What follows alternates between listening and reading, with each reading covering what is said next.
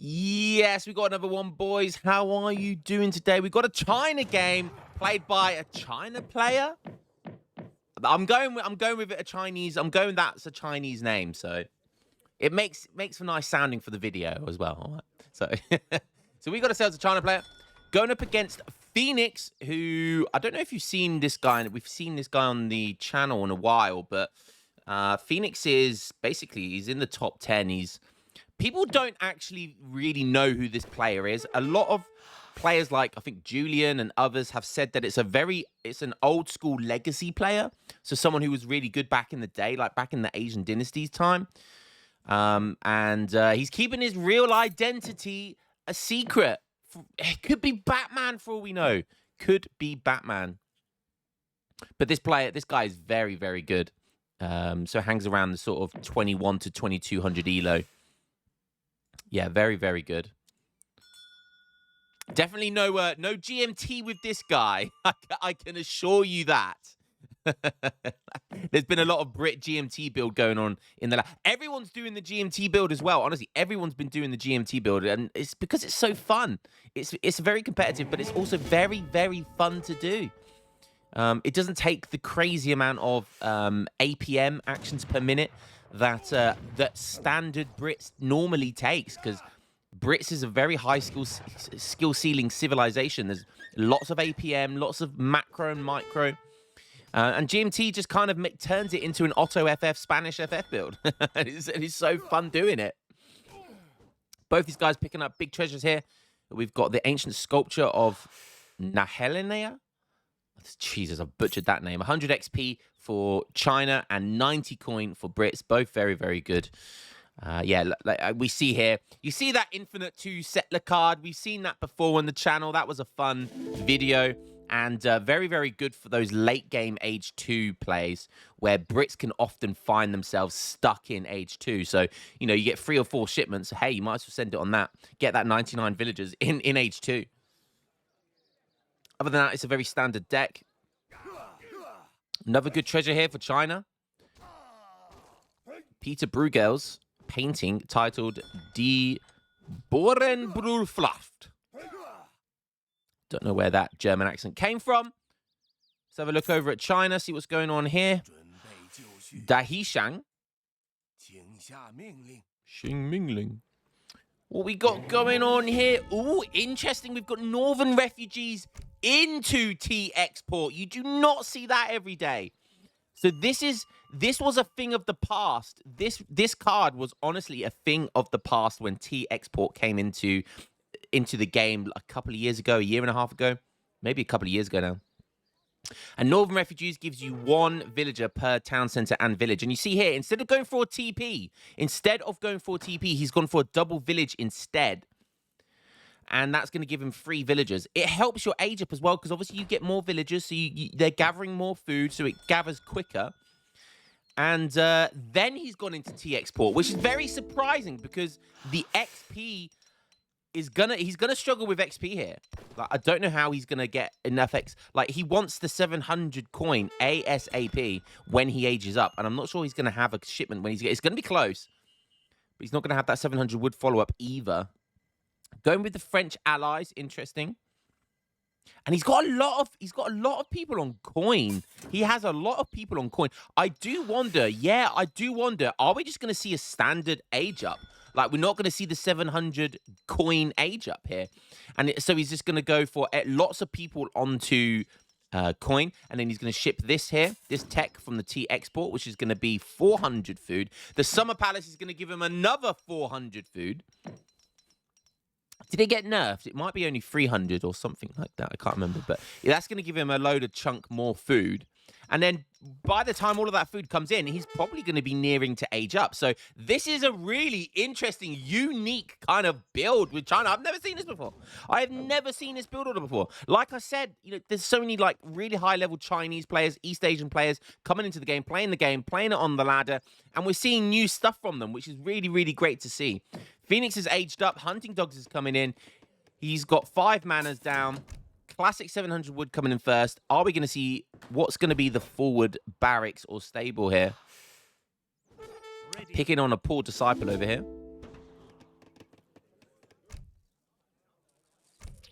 So no Virginia Company, no GMT, just very usual stuff here. And we take the fog of war off. And as I always say, like, this is, this is Brit speciality. Look how is it almost impossible to raid. Look, he's got like all the bridge points from the water. He's got an outpost in front. He's got cheeky manners around the side here. If your opponent tries to raid, you're just never gonna find a villager, or the line of sight is gonna see everything. So your best bet is to try and find these villagers that are building manor houses. But you got to get there quickly. It's 5.5 minutes. Look. And he's basically got a map pack on. Look at this. So it looks like he's kind of going for a full boom here. I can't actually see any military building yet. So, okay, finally we start to see a barracks, but a very late barracks. So, yeah, going for a very heavy boom here. Probably going to go for steel trap soon as well. Okay, let's have a look at China. He's aged up. And he's already on the way. Like, that's before 6 minutes as well. That's actually, because China do age later than the standard fast fortress, but only 30 seconds with Northern Refugees and T-Export, 2 essentially eco cards. That is fantastic. On top of that, like we said, you save that shipment. You don't go for the 700 coin. He's gone for diplomatic intrigue instead. Very, very interesting. And already that's going to give him the wood crates. Again, a really nice way of getting around having to send 700 wood. So he's got around the 700 coin. He's got around the 700 wood. What next? This guy, I'm already loving this build. I hope it works well because there's 500 wood. I really hope this build works well. He did have to go for Summer Palace instead of, and he's going for Confucian Academy. So he hasn't gone for the tower. I call it the Leaning Tower of Pisa, to give him that eco. Extra bit of eco. So going for a forward village down here just to protect this herd. I like it. But very risky though, especially against Brits. Putting a forward village like that, so risky. So his eco is still decent though because of the Northern Refugees and T-Export. So he's looking pretty good. Honestly, looking pretty good. Brits aren't being aggressive though, and opening with pikemen. Opening with pikemen. What's he going to spend this wood on? He gets a market up. He gets that village down there. Discipline arquebuses. So he just has some skirms in play right now. Lots of pikemen. But Brit's boom is going to be scary here. You see he's going with the British allies. And he'll shortly, he's not far off before he'll have a shipment of those musketeers. Perfect timing here as well with the... That's always a good way to know. Like the timing that this has come in from the Summer Palace, the first batch from the Summer Palace, if that comes in whilst you're already in age 3, then your timing is really fantastic. He's gone down with a monastery. Wait a minute. He's got almost every villager on gold. I missed that, and he's making Repentant Highlanders. Oh my goodness me! It's supposed to be Brits that make that unit, not you, China. 5 meteor hammers on the way as well from the forward village. Forbidden Army now being trained from the Summer Palace. He's got a batch, obviously, from the Summer Palace here. The arquebuses from the age up. And now he's making the... And they're better than normal Highlanders. They are better. Look, they have 29 extra HP. I think they have a little bit more attack as well. I think that's because of the Brit Consulate. So the Brit Consulate buffs these Repentant units as well. That is insane because when you add that up, 29 times 5... That adds up to a lot. Perfect timing for the meteor hammers coming in here. More Repentant Highlanders are on the way. Let's go have a look at Brits. He's on 46 vills. He's double raxing longbows. But the pikemen are getting absolutely mauled here. The pikemen are being deleted. There's a lot of longbows, but they're not going to do much against these hammers.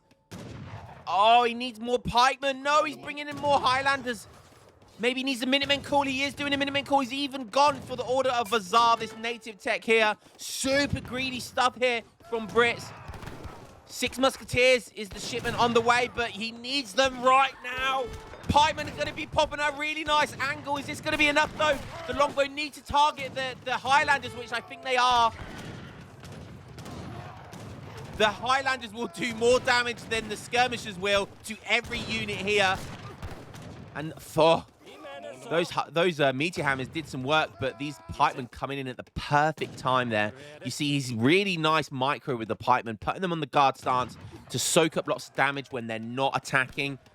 Just keep them alive for as long as possible. And then when he wants to get them attacking again, he changes it to the normal stance. Really, really hot micro there from Phoenix. Still 2K score up. Looks like he batted that away. And that was an expensive... Don't forget, Repentant units, these are 200 gold a piece. So very, very expensive units here. I've always been fascinated with Highlander's white boots. Like they have those tartan-colored socks and kilts with those white shiny boots. Oh, dear. Now, if only we could see what color inside those kilts. Anyways, some musketeer raiding coming on here, but nice. There's a few skirmishes, very fortunate few skirmishes there that are going to catch these musketeers off. So no musketeer GUA raiding from you. Thank you very much. He is on 47 vills, so he has the eco lead, but he's still in age 2. Maybe 700 coin, and that's going to be what he wants to do to age up here. Another village going down. Don't forget, he's still got that market, some market techs on the way. The Confucian Academy is going to be making those, what do you call them, flying crows. So they will, you know, that will be a problem when he starts getting a decent amount of flying crows, if he can kind of amass enough of them. Made a few Repentant Zenata riders. One of my absolute favorite mercenaries. They've always been an incredible mercenary unit. You know, in my opinion, they're a better Manchu. Going for the Torps now, so being super greedy here. He's almost max manners. The Torp wagon's going to be going down, basically a villager each. Nice, using these Highlanders to siege down some manners. That is going to give Brits an extra mana to be able to mass another villager, but you know, you want that's a lot of XP. Plus 84 XP is a lot. We've got the Order of Art. Just as I said that, we get that sexy music. Phoenix is on his way up though. He's going to be aging up with the Adventurer, but like I said, no GMT. He's going to be struggling. There's that Flying Crow, and my eyes do not deceive me. We see a load of Repentant Iron Troops as well. That's going to be from one of these shipments. There it is. He went for 1,000 coin into 9 Ming Iron Troops. These things are scary. He's got a decent amount of anti-cav. He's got some Redcoats now in there. He's got some Zenatas, and he's got some Repentant Highlanders. A lot of Repentant Highlanders as well, may I add. So a really scary mass here. He can just put all of these units on control group 1 and then use this Flying Crow as a second control group, or put the Iron Troops in second control group. And I tell you what, this mass is really scary because every single unit, the Zenata, the Highlander, the Iron Troops, the Flying Crows, they are all very, very high impact units. Lots of HP, lots of damage. And you're going to need culverins to deal with that Flying Crow, or longbows are going to have to stand there and tank, but no amount of cav is going to be able to deal with this. Oh, Flying Crow smashing that longbow. I'll tell you what, though, that's a lot of pikemen, but those pikemen will get rigged. Oh, what was that? I apologize for the scream. Did you see the range on that? That is the power of artillery target lock. That is why if you get an artillery to lock onto a target whilst they're in range, do not touch that artillery because it will stay target locked and fire well out of the range of this zone here. So when you get that target lock, the artillery locks on. Boom. Do not touch the artillery whilst it's locked on. A little top tip for you there. You always want to get that target lock. It's so worthwhile getting because they do so much damage. Nice raid with the Repentant Highlanders here. Just when I thought Highlanders couldn't get any sexier with like the GMT Brit build we've seen a lot recently, we see Repentant Highlanders here, which is really, really cool. Only noticeable difference is that these are a bit better because of the Brit consulate, but they don't heal. Whilst the GMT build from the Glorious Revolution, they do heal. Cab diving in. He's diving in with units. He doesn't have his Highlanders here, though. Brits finally get into that second age. We've got veteran pikes. We don't have veteran longbows yet. So he's decided to go for the veterancy on his pikemen instead of his longbows, which I think might be a fair idea. 2 falconets on the way, as is another one. He's got a lot of resources which he can't spend. He needs to market trade a lot. He needs to get a lot of falconets out here. And he needs to pray that China isn't sending in any heavy cav. And I told you, look, all these units just getting destroyed. Everything's just got destroyed here. He managed to get 3 falconets and 2 are on the way as well. That is going to do a lot of damage. That is exactly what he needs to deal with these high-impact infantry units here.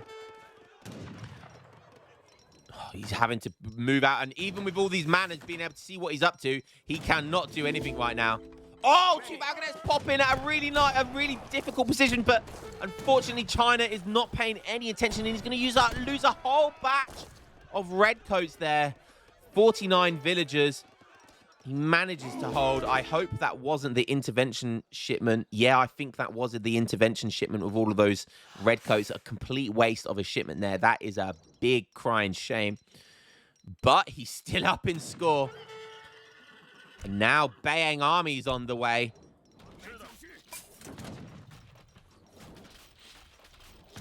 Look at this mass. Talk about a China death ball, but this is a China death ball with a twist. The death ball is twisting as it goes. And I'll tell you what, there's a lot of falconets there, but I honestly think they're just going to get smashed. What a unique build here from China. He's on 43 villagers. He's not actually far behind. He's on a single TC as well. Cav going in for it. They are only step riders, so pikemen should be fine to deal with this. Phoenix has those torps as well. He's on 52 villagers. He's almost got another order of Vazar, but that's, you know, it's not going to be a major impactful tech. Going for another barracks. Looks like he might be struggling for food. He does have a nice herd over here. He does have a herd over here as well, so he's still fine. Oh, trying to build that second TC. Is that second TC going to go down? I think it is, but not before he loses a villager or 2.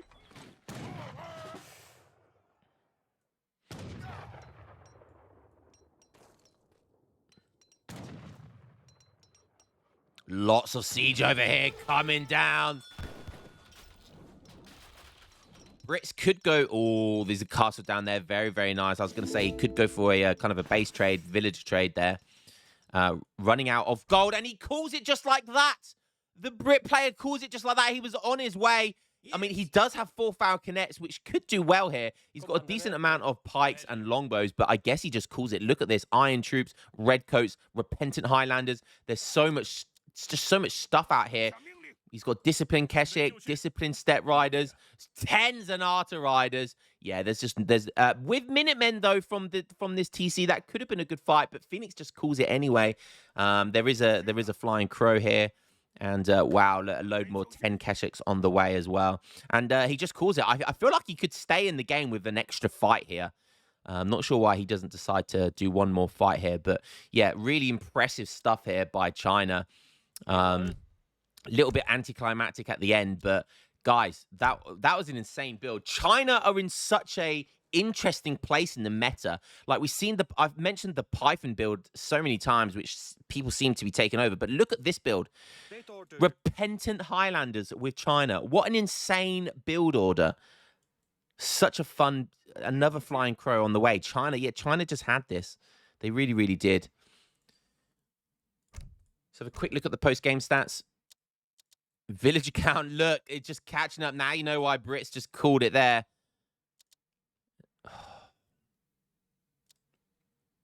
21 redcoats to 71 Python. What an insane game. You don't see that every day. Two shipments with China in Age 1 without a TP.